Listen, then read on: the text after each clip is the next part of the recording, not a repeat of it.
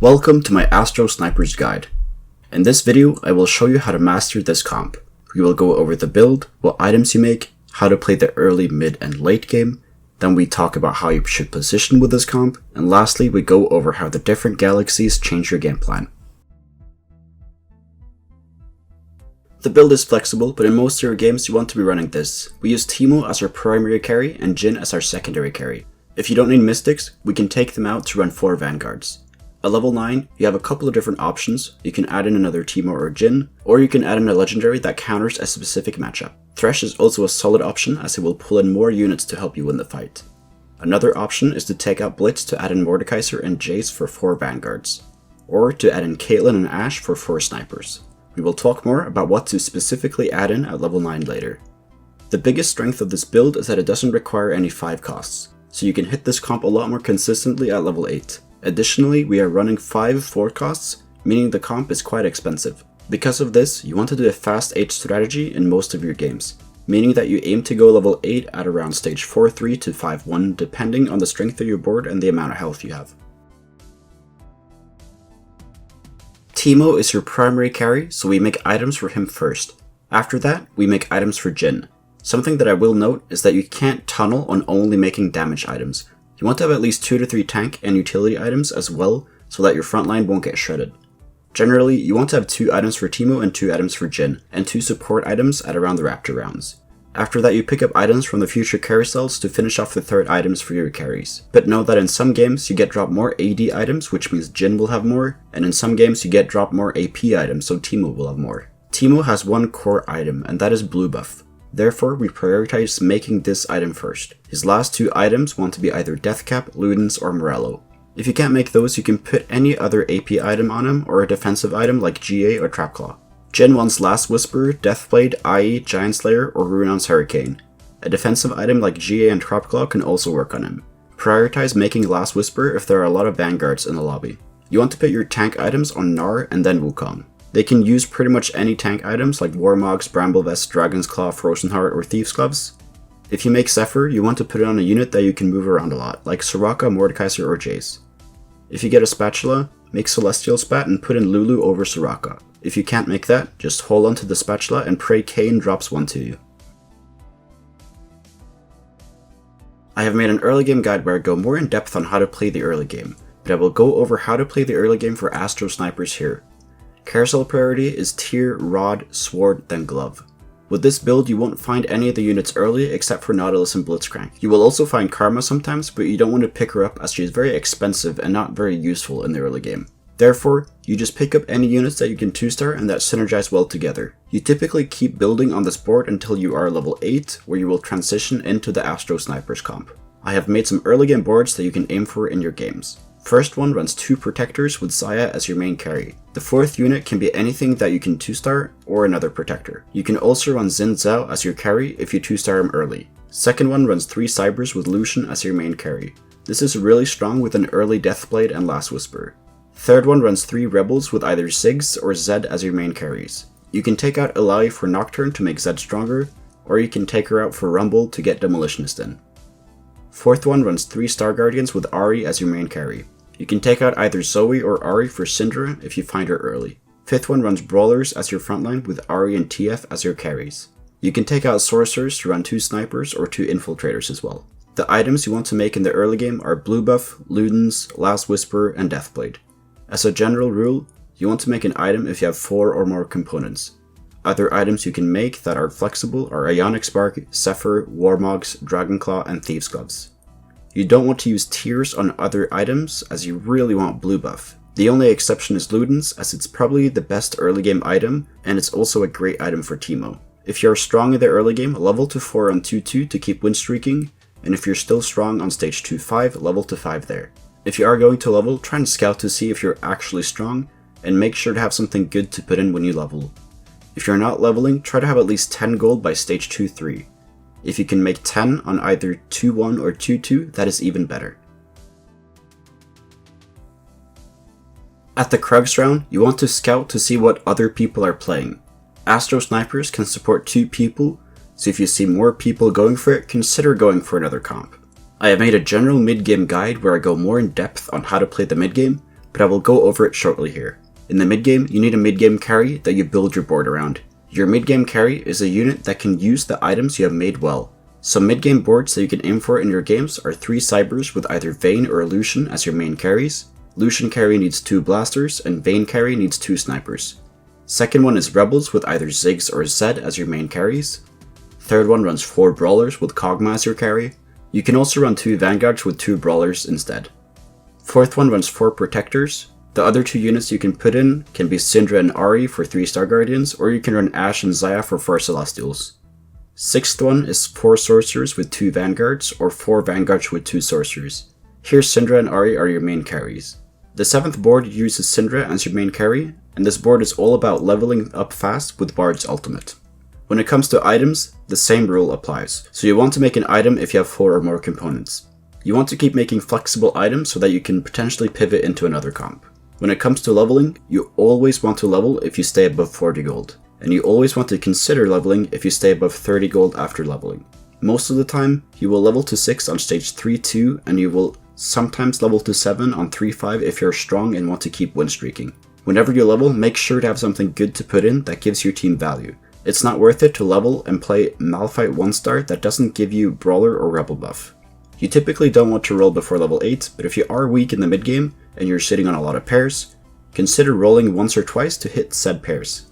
If you're really weak and have a lot of gold, consider all-inning on stage 3-5 by leveling to 7 and rolling down to 10 or 0 gold. This is usually only done when you're 50 HP or lower on stage 3-5 and you can roll through a lot of gold after leveling. When you have downtime in the mid game, you want to scout to see what other people are playing and how they're positioned.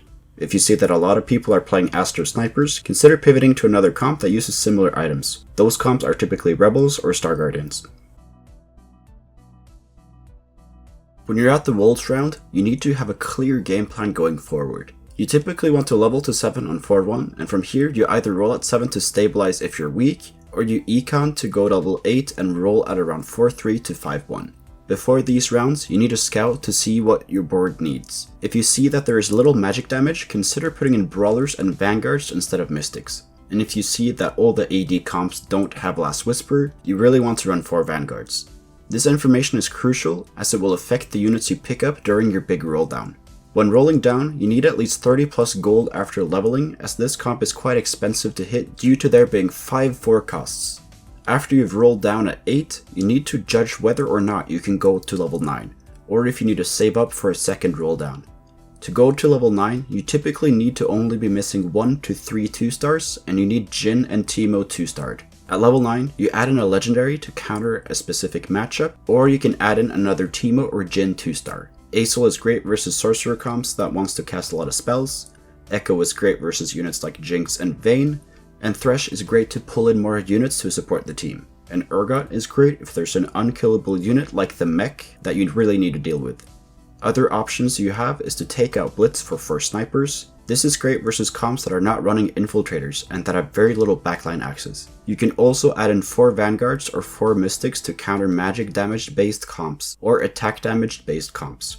This is why scouting to see what you need to put in is crucial. If you're running Thresh, you generally want to pull in strong legendaries or CC. I have made a general Thresh pull tier list. Some units are stronger versus some matchups. For example, Aesol is really good into sorcerers, but doesn't really do that much into Shredder or Cybernetics. First, we will go over general positioning with this comp, then we will go over some more in-depth positioning examples. General positioning looks like this. You always want to corner Jhin if you can, but if there are Blitzcrank players in the lobby, swap him and Karma. Teemo is closer to the middle so that his ult targets what Blitzcrank pulls in. The way this comp works is Blitzcrank pulls in a target, the frontline will walk and target it. This way, the other enemy units walk closer to the center and group up. This results in Teemo, Nara, Nautilus, and Wukong getting great value with their ultimates. So if you're facing this comp, spread out your units. If you are facing infiltrators, split up Jhin and Teemo to different corners so at least one survives, or pull down Nar or Wukong to the backline if needed. Moving on to some more in-depth positioning examples. Against the first guy, the big threat is Riven, and the Trap Claw, as it will stun our Teemo. We are fine with Wukong getting Zephyred, as Vanguards have no value in this matchup, and his ultimate has very little value as the enemy team is spread out. We want Nautilus to get targeted so he can ult faster and proc the Trap Claw on Annie. We want Jin in the right corner so he targets Riven. Riven has no Bramble Vest, so Jin's 4th shot will most likely one-shot the Riven. Teemo is next to Jin so that he targets Riven and therefore will not throw his shrooms on the Annie. Gnar is pulled back 2nd row to make sure Nautilus gets targeted by backline. Karma is on 2nd row so that she tethers Jin. If his Victor had more items, it would be a lot more threatening, but since it has no items, we can put Jin and Teemo next to each other. If you couldn't already tell, the Trap Claw on Annie makes everything very awkward to position against, so if you're facing Astro Snipers, make sure that Teemo targets a unit with Trap Claw. Against the 2nd guy, the big threat is Jin. Since his comp is so grouped up and he doesn't have mystics, we want Teemo to do the most work. We want Nautilus to get targeted and ult the Jarvan. This way we slow down a lot of the spells from the enemy team. We have Jin a bit closer to the middle so that Caitlyn's spell targets either Soraka or Karma, keeping our snipers safe. Against the 3rd guy, the big threats are Vayne, Vi, and Echo. We put Jin in the left corner so that he doesn't target the Bramble Vest Leona. We have Teemo in the middle so that he doesn't get targeted by Echo, and so he is closer to the grouped up enemies. We keep Soraka all the way right corner so she gets targeted by Vi ult. We keep Nautilus on left side so that his ult knocks up Irelia, Vi, and Wukong. We want Blitzcrank to hook Caitlyn so that she gets killed before she ults. Against the 4th guy, the big threats are Jarvan and Shaco. Since half his team is jumping to my backline, I pull back Gnar and Wukong to help deal with the infiltrators. We want Jin to deal with the Jarvan, so we put him on the right side. This way he doesn't target the Bramble Vest Xin Zhao. We protect Teemo more as he throws his shrooms on the closest target, therefore throwing them onto the infiltrators. We put Nautilus in the front line to stun both Jarvan and the Xin Zhao. Blitz is on the left side so he doesn't hook a target closer to Jin. Against the 5th guy, the big threat is Soraka and Cassiopeia. This matchup is pretty good for us as his team is grouped up. We want Nautilus to be lined up with Cassiopeia as his ult can potentially knock her up. We want Jin all the way left corner as we want him to get as much value out of the sniper buff as possible. Lastly, we will go over how the different galaxies change your game plan. In the Nicoverse, you generally want to double Nico Jin or Teemo if you find them in the early mid-game. Note that you will need to have some good items for them if you're going to do this. If you've only gotten AD items so far, double Nicoing Teemo won't do much. On the trade sector, you need to be careful when evaluating the relative strength of your board as everyone is a lot stronger here. You also should level a bit more aggressively than usual as you get better shops. On the Super Dense Galaxy, you can fit in all the things we mentioned at level 9 in at level 8. You still want to do a fast 8 as 2-starring 4 costs is hard at level 7. On Treasure Trove, you want to slam items more often and you can easily get 3 items on both Jin and Teemo. Star Cluster doesn't change much, sometimes taking a 3 cost with a worse item is better as you can sell it for 8 gold. The Galactic Armory doesn't change much. Just be careful if everyone gets dropped great Teemo and Jin items, then you will have to scout more to make sure you aren't getting heavily contested. On Binary Star, you need to make sure that both Jin and Teemo have good items as they can't carry as hard on their own with only 2 items. On Dwarf Planet, snipers are weaker, but this comp is actually stronger. Since there is less space, everyone is more grouped up, which lets Teemo do a lot more damage with his ultimate. Therefore make 3 items for Teemo before you make any for Jin. Thank you so much for watching. If you learned something, please leave a like and subscribe to the channel. If you want to get better at TFT, join the Discord. It is filled with hundreds of other players who are hungry to climb. If you want to get coached by me, the information is over on the Discord as well. So take care and see you in the next video.